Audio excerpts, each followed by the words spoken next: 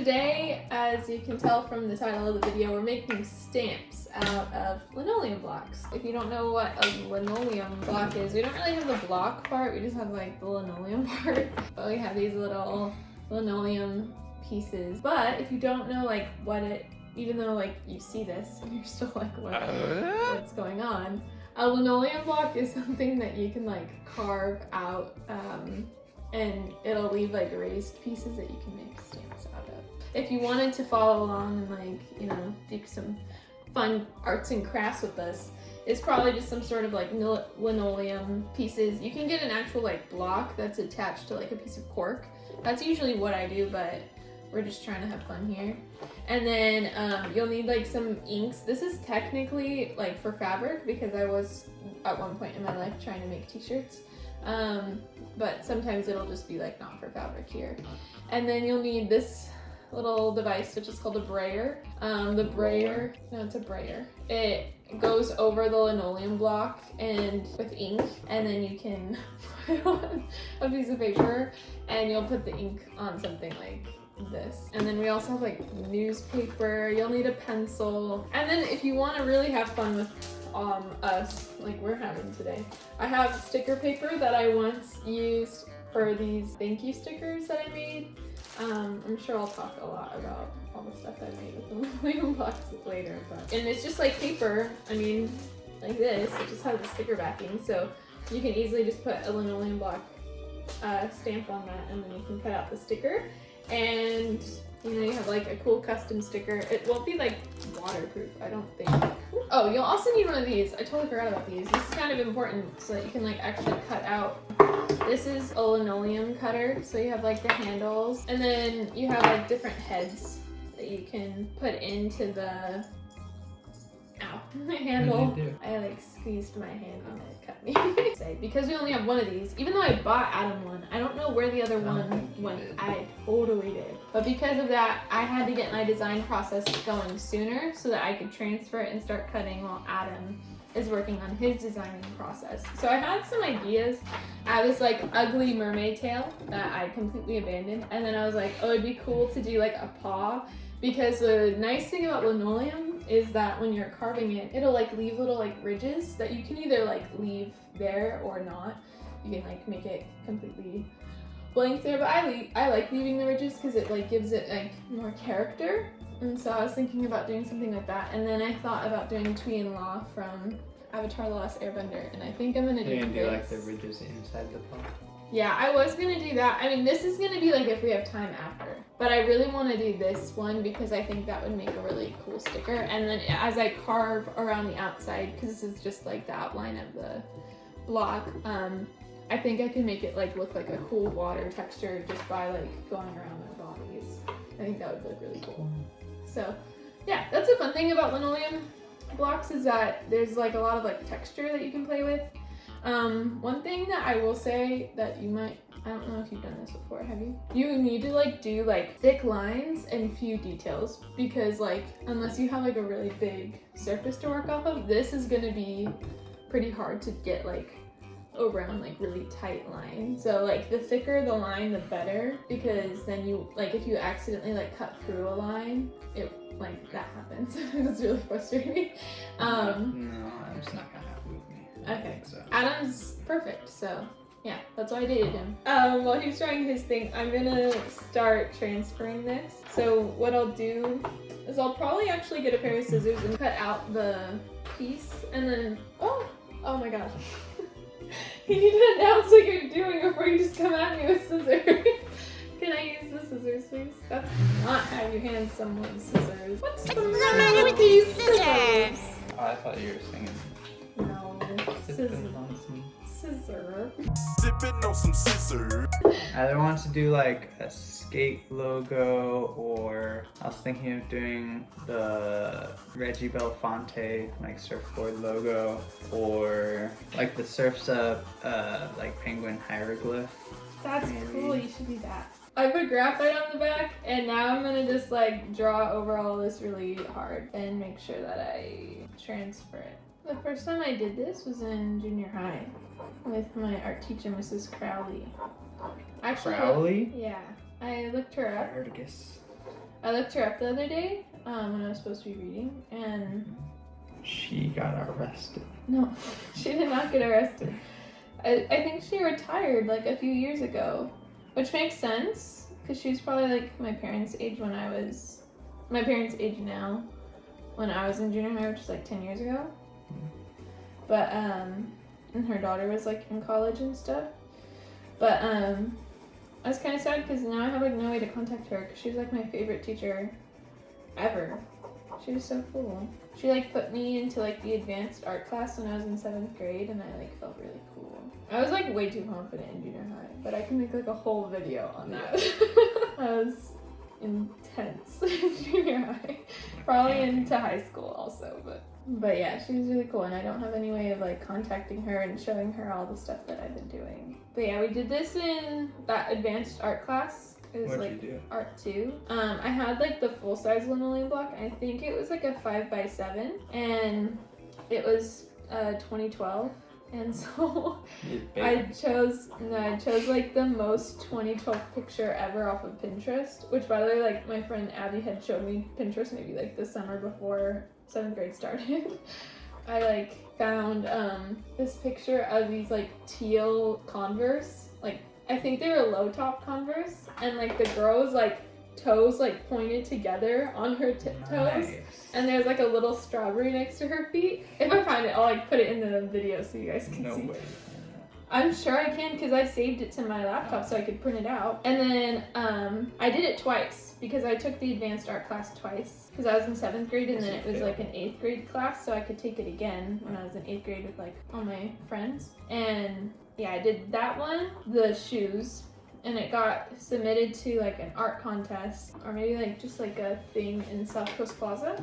The second year, I really wanted to do, that's basically it. I'll probably just clean up the line around. That looks great. But this is like what happens when you do that graphite thing. It will transfer it to the linoleum. That was like a lot of really tight spaces. Are you calling me out on a rule I told you about? No, I'm a professional. I've done this many, many times. Then in 8th grade, I did one where it was like a Polaroid camera because it was 2013. So it's the same type of vibe.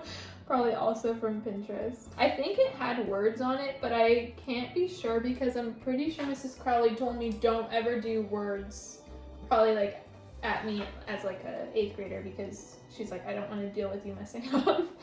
Because linoleum blocks for her, I don't know if she like was able to get the school to cover it, but I'm sure they were not inexpensive for like a class of 20. I mean, like this is a pretty accessible art form for like a single person, I think. But yeah, so I did that one also on like newspaper, and I thought that one was really cool. And she also showed me a technique where you can like make the colors blend into each other, which we can also do because it's actually really fun. I've seen that. So like we could do like yellow and red and then have it be like orange in the middle. I think that'd be cool.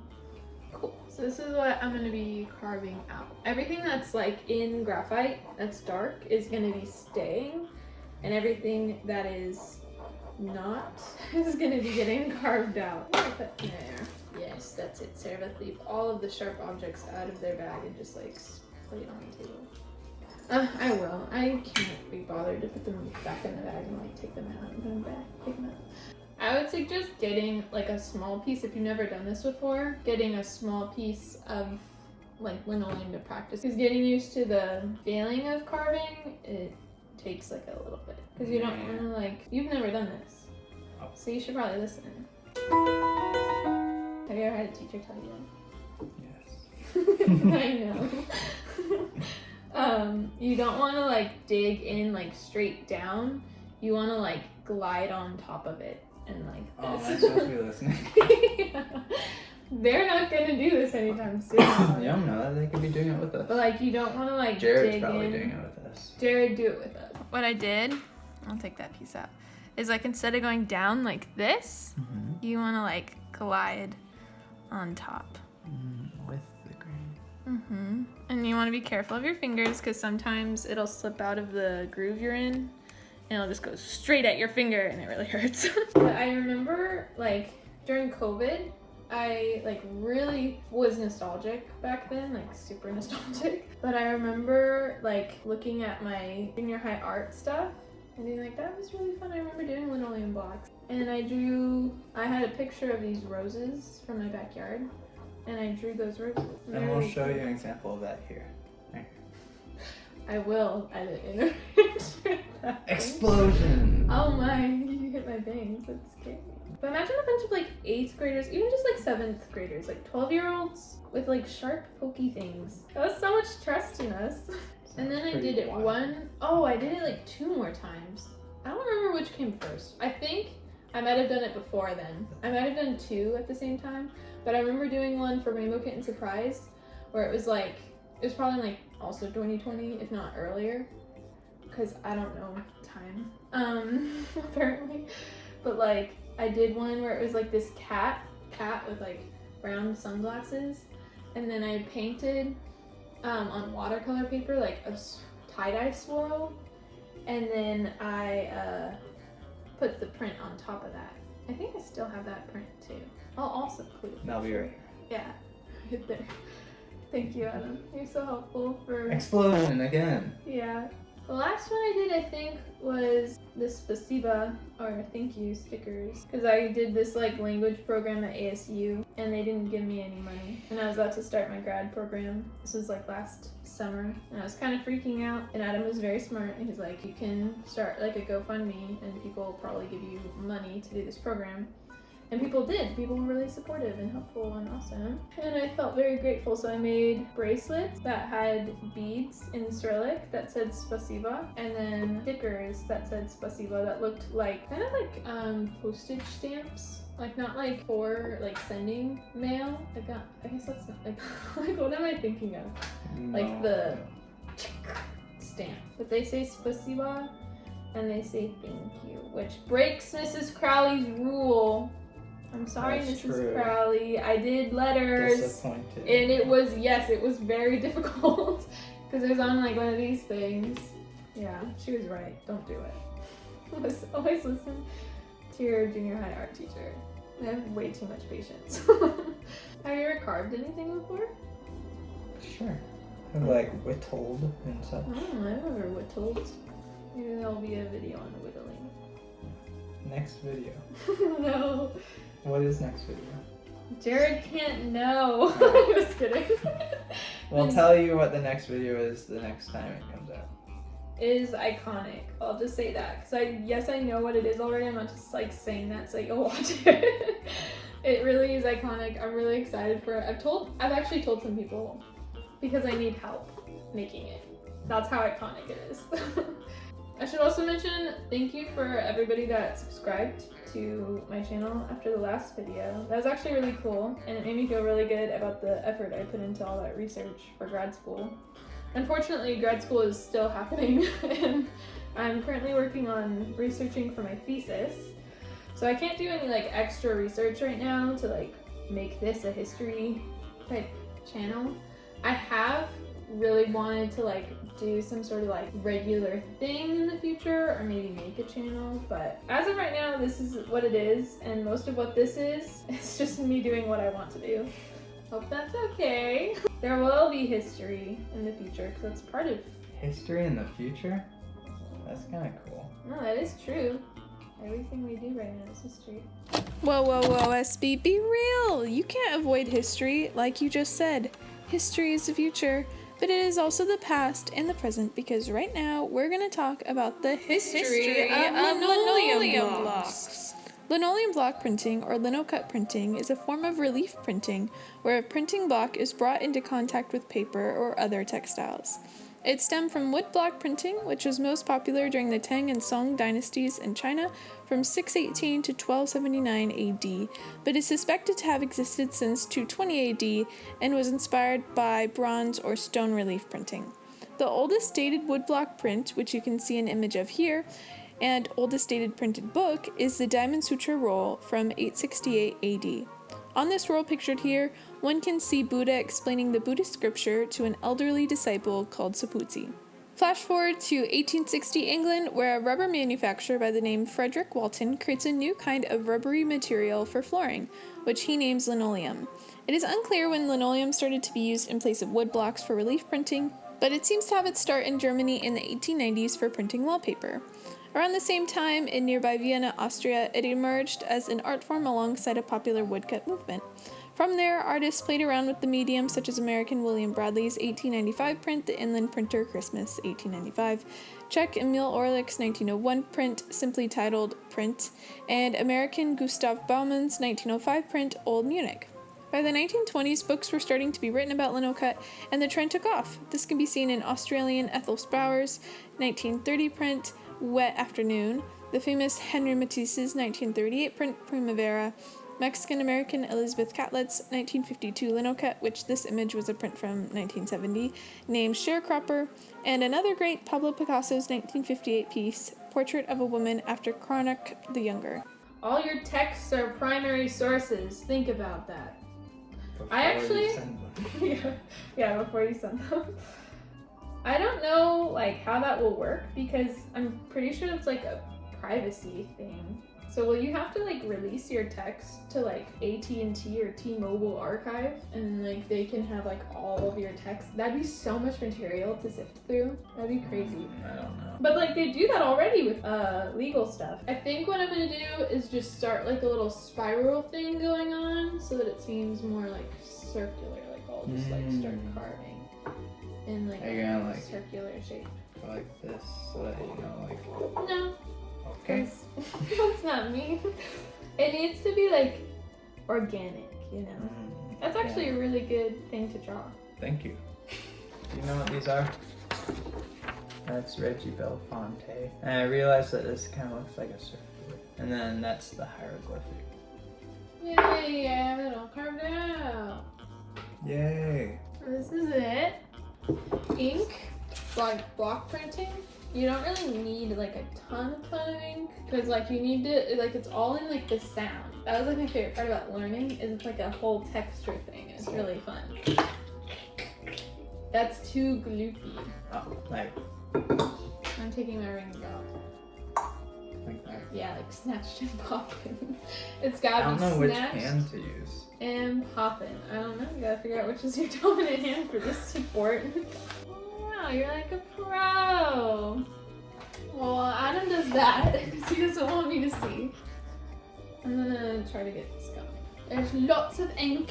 I'm gonna just grab some of it and get like a little square going. Do you see like those long lines? It's kind of hard to tell, but like you don't want all these like really long lines and you don't want it to be all gloopy because it's just not gonna give you like a good print. So what I do is I'll usually just like push it to the side so that there's less and you want to hear that noise.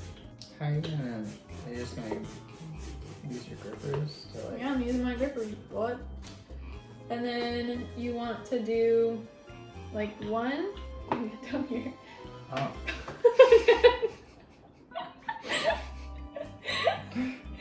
Oh crap! I didn't cut out his eyes! Or the inside of him. 12 seconds later. Sorry I hijacked your tool. And ruined your dreams. My turn. Adam's Is turn. this the right size that you think I need? I'm gonna shove these under your... No, thank you. Okay. Now we're actually gonna do it. You're not gonna wait for me? No. Wait, do you see what's happening here? Absolutely not. Okay. Yes. Wow. That looks really cool. Okay. Now I'm gonna pick it up carefully. I don't know which edge is the safest. Drop it.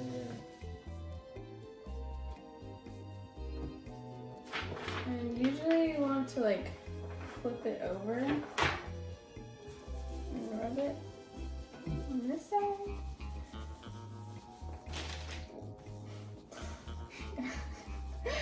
And then carefully peel it away. So this is what it looks like. It's twee and long. We're doing it on scrap paper. So you can do like as many of these as you want. It's really fun.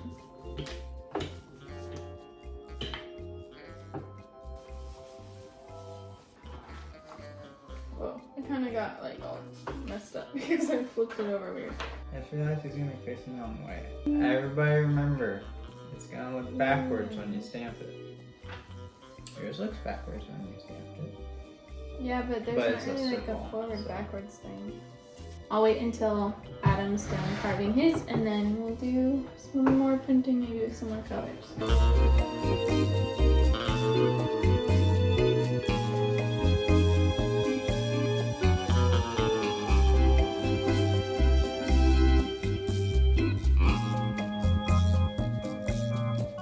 We're back! That's how mine turned out. I went through his head a little bit, and I went like straight through the bottom of it, like all the way through, so now it kind of looks like Cody's first color board that he made, but that's fine. How's it going? What? No, it's going great, man. It's great. And so now, we should probably switch spots, because you should be in this station. Put her there. Put her there. Put her there. Put her there. Hey, how you doing, Dave Johnson? Put her there. Put her there. Hey, Dave Johnson, put her there. Alright, so what you want to do is you take your roller, Right. squeeze all the, you want Got this kind of so sound. much paint You there. want the roller to kind of stop moving. Alright, so you just push it out of the way and then you roll. That's what good mac and cheese sounds like. Alright, so this is getting closer to what we want. No, you need even less paint. You need even less paint though, okay? And then I want to take over like so bad right now. that's too bad. I'm gonna push the paint up. Oops, I picked up a lot of paint right there. You feel that? That's pretty much there. That's pretty much right. No, it's not. Well, let's see how. I don't have something to print on. Okay. Now we roll. Roll. You see that? Okay, now we're rolling. And then Pro Strat, you place the paper onto. You're so smart. What on earth? Like that. And there he is. Wow. Kind of like that. Music to my ears. Never, never. Okay. I'm gonna make it black or blue, even though I kind of would rather have it be black. I just don't want to wait. Look at all this ink. Look at all this ink. I'm so stupid. I used You way put too much in. ink. You took a lot of ink out. Can you put it back? Yeah, maybe. Yeah, you probably get it back. But we're gonna make a blue sticker now. Maybe you can do what I did and put the paper on the sticker. Perhaps. Awesome. Ta-da! Wow. It's That's honestly really kind of cool in blue. That's honestly kind of cool in blue. That's what it looks That's like. what it looks like. I think that's a good place to end.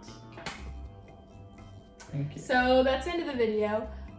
If you like this video, please give it a thumbs up and subscribe. I post videos every other Monday. And yeah. And I will see you in a couple weeks with, like I said, a pretty iconic video. I'm really excited. So I'll see you then.